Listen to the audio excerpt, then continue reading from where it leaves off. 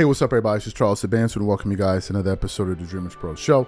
We cover everything from sports, hot topics, classic debates, entertainment, and we give you guys a fresh perspective on things. And now we see them today. We're going to be talking about that damn JJ Redick. But before we get into it, please make sure you like the video and subscribe to the channel. Also, if you haven't joined our membership, please make sure you go ahead and do that. We got that pinned to the comments below. Anyway, let's get into this topic today. So about 2 weeks ago, JJ Redick made some headlines when he was sending shots at Charles Barkley and people that cover the game of basketball negatively. And he said that if people spent less time saying negative things about the game, maybe more people would watch the game. We also remember Charles Barkley getting a whiff of those comments and going on NBA on TNT, Inside the NBA, and absolutely obliterating, deep frying JJ Redick all over live TV, and everybody reacted to it. Everybody reacted to it. We reacted to it. A lot of us thought that it was absolutely ridiculous for JJ Redick to blame the drop in viewership on analysts and players saying the truth about the game, for them being too negative. So we did that. So what happened? This morning, I was going through the internet and I came across a video, all right, from the channel called Byron Scott's Fast Break. Byron Scott, former Lakers coach, Lakers legend, great player, played in the NBA for a very long time, knows all of the great players, Magic Johnsons, the Kareems, the Coopers, all of these guys. He knows all of them. And he has a show on YouTube and is doing very well. They have 43,000 subs. So as I'm going through the internet, I come across this clip, and it has the following title. It says, JJ Redick under fire. Lakers coach disrespecting NBA legends. Byron Scott sets it straight.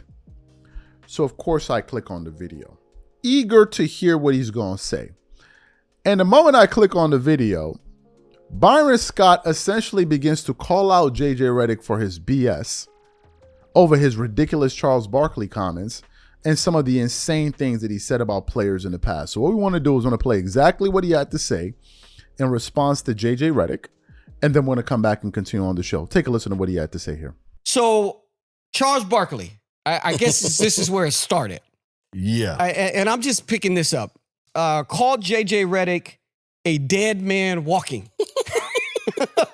Referring to Coach Redick being the next scapegoat in the organization pattern of blame shitting when things go wrong. This all stemmed from Coach Redick's comments that some TV analysts hurt NBA's viewerships by talking down the product itself. Barkley responded again, when you come for the king, you better not miss. You better not miss. You better not miss. You better not miss. People ain't watching this crappy product we got because we're out there jacking up 100 threes a night. Ratings are down. Yeah, big time. But who do we put the blame on here, Coach?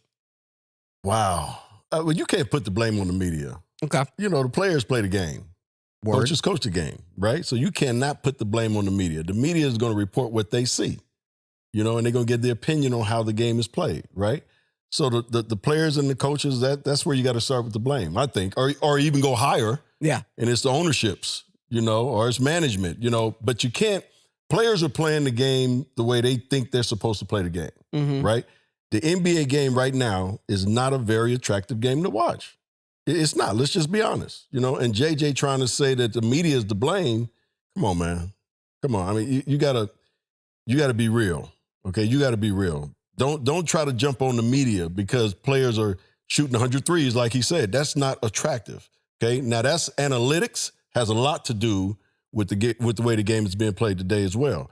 And some of the guests that we've had on here, Lou Williams, I thought was probably hit it on the head. The creativity of the game is not there anymore. Yeah. It's threes and layups, right? If you can get a layup, you know.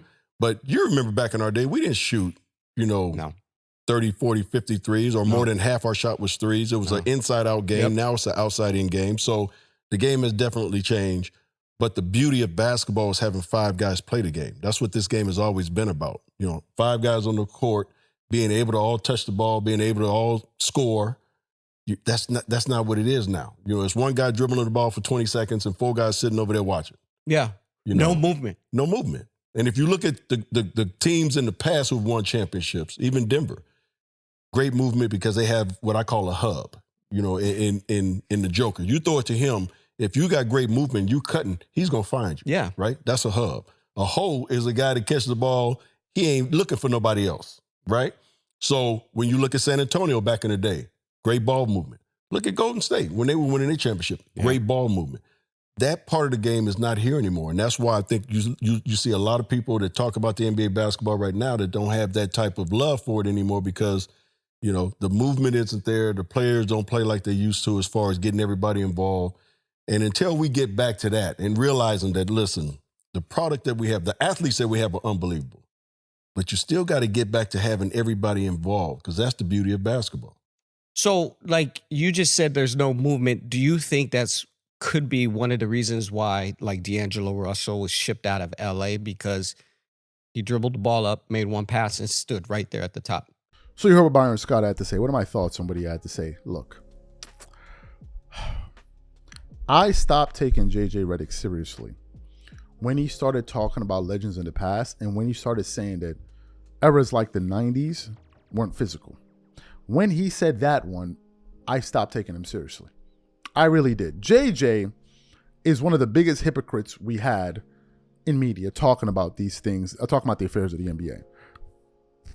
JJ Redick is upset at people like Charles Barkley and others who criticize NBA players and modern NBA players when one of the ways he made his name was from criticizing NBA players of the past. Like, help me figure this out. You have a guy complaining about people saying negative things about NBA players when that's the very thing you're famous for when you were on TV. Like, help me figure it out. Let's go through the list of people that have called out JJ Redick. Michael Cooper, Dominique Wilkins, Jerry West, Bob Cousy. 3 of those guys are top 75 guys that have called him out for some of the outlandish, ridiculous things that he said. JJ Redick is amongst the people that were part of this whole "we're done with the 90s" movement. Even in the video that he produced, in the video that we produced when we were reacting to his comments, he still went out there and said, players today are more talented and and that's a fact. Those were his words. And that's a bloody fact. And I'm sitting here looking at this guy. If these guys are the most talented group of players and the most skilled group of players we've ever seen, why is it not manifesting itself in the game? Why is it not manifesting itself? Why are all of these players playing like robots? They're rarely thinking the game. You cannot tell me you're the most advanced set of players when on a 3-on-1 fast break, instead of going to the basket, you're flying out to the 3. You cannot tell me that is smart basketball on any level. On any level whatsoever. Now, there's something that we need to say about the 3-point shot because a lot of this is boiled down to players' dribbling ability and 3-point shooting. I think we can all agree that the further away the shot is from the basket, the harder it is to make. I think we can all agree on that, right? But let's think about that again. Let me say it again. The further away you shoot from an NBA rim or from a basketball rim, the harder it will be. So the greater the distance, the lower the accuracy. The closer the distance, the greater the accuracy. Let's think about that again. Because what has happened is these guys have said to themselves, you know what? If we can hit a lower percentage shot based on the distance at a high enough percentage, we will win games doing this. But what has happened is in the process of that, they've taken out the thinking in the game, where you're no longer thinking of the right times to take threes. You're taking threes based on a particular philosophy or dogma that you have. And therefore, you're no longer thinking. So you will pass up an efficient shot, go into the basket. You will literally overlook mismatches just to hunt these stupid ass threes, because somewhere they embedded it in your brain like a blacksmith pounding a piece of metal that you must shoot threes, you must shoot threes, you must shoot threes. So if we have an era of players that don't think the game anymore, how can they be the most advanced ever, not even taking into account that they're nowhere near as durable as they were? It's like a car manufacturer making beautiful cars that have zero reliability versus cars that were beautiful, but they were reliable. Which one do you want? And you're talking about, man, if you look at the design of it, it's so futuristic. It never seems like, yeah, but bro, it breaks down every 1,000 miles. It's always having issues. It's always having issues with the cooling or something like this. And it's where we are. The players aren't even reliable anymore. So what I've come to realize is that none of the NBA greats respect JJ. I certainly don't. And I don't think you should either. I think JJ should spend more time trying to figure out how to make the Lakers a competitive team than trying to talk about how people are covering the game. Because when it comes to doing what Charles Barkley does, when JJ was in that, he was not even on the same universe as Charles Barkley. So let's just stop the nonsense for a second. And shout out to Byron Scott for keeping it a buck. These are my thoughts. Whatever you guys think, please leave your thoughts and comments in the comment section. We catch you guys on the next show. Peace.